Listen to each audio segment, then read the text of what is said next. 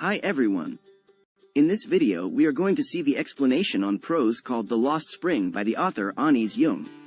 In this prose there are two stories with same theme. Let's start with the first one in this video. The name of the first story is, Sometimes I Find a Rupee in the Garbage. Before starting, let's see some characters of the story. Shaib-e-Alam. Shaib-e-Alam was a ragpicker who lived in Simapuri with his parents. His family had migrated from Dhaka, Bangladesh to India in 1971 with the hope of finding better life conditions. Okay, let's start the explanation of first story. The writer had known Sahib for a few months when she asked him his name.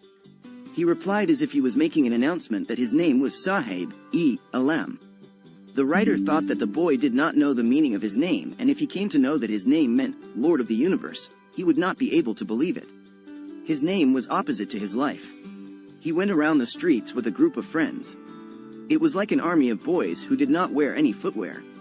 They appeared in the morning like the morning birds and disappeared at noon. The writer could recognize all of them as she had been seeing them for the past few months. Another boy who was wearing a different shoe in each foot said that even if his mother would have given him the footwear, he would have thrown it away. He meant that the boy was not wearing footwear because he did not want to wear one. The writer asked the second boy the reason for wearing a different shoe in each foot.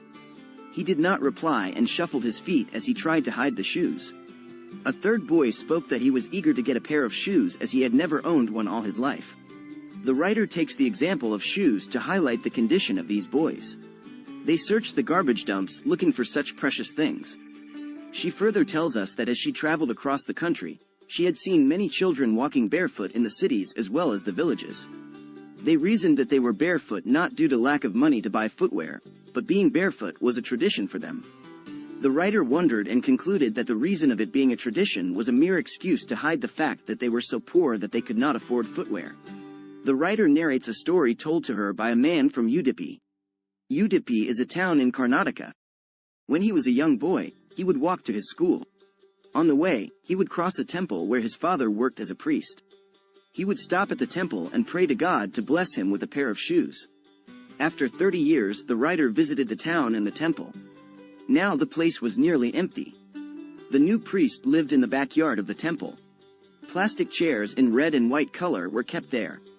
A young boy came running. He was wearing gray-colored school uniform, socks and shoes. He had a school bag hung on his shoulders. He threw it on the bed and ran away.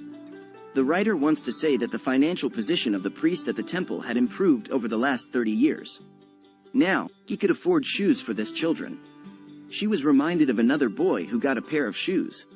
He prayed to the goddess that he may never lose the shoes that he had got. The goddess had granted his prayer as the boy never lost his footwear. This shows us that the underprivileged value anything that they get because they have been longing for it. The writer describes the area where these ragpicker boys live. Simapuri, located on the outskirts of Delhi, was very different from the capital of the country. In 1971, when these ragpickers had migrated from Bangladesh, the area had been a wasteland. Simapuri was still a wasteland, but now it was not empty as almost 10,000 ragpickers lived there in structures made of mud, with roofs made of thin sheets of tin or plastic material called tarpaulin. There was no sewage, drainage or running water facility in Simapuri. They lived in unhygienic conditions. It was a piece of wasteland where the garbage of the city was collected. These people had started living there illegally. The ragpickers had been living illegally in Simapuri for the last 30 years. They have occupied the area without government permission or ownership. The politicians of the area have provided them ration cards and voter identity cards. They got grocery for their family through these ration cards, and in return, they cast their votes in favor of the politician who had helped them.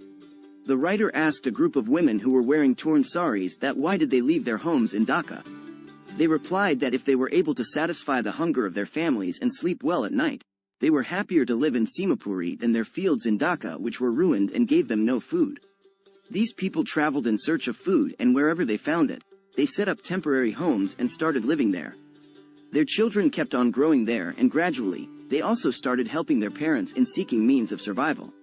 For those who lived in Simapuri, the means of survival was ragpicking. As they had been doing it for many years, they became trained at ragpicking and did it well. For the ragpickers, the garbage was as precious as gold. These families searched the garbage dumps and got things which they sold to fund their food. They gathered torn or damaged sheets which were used to cover the roof of their homes. These did not cover them well but still provided them with some protection.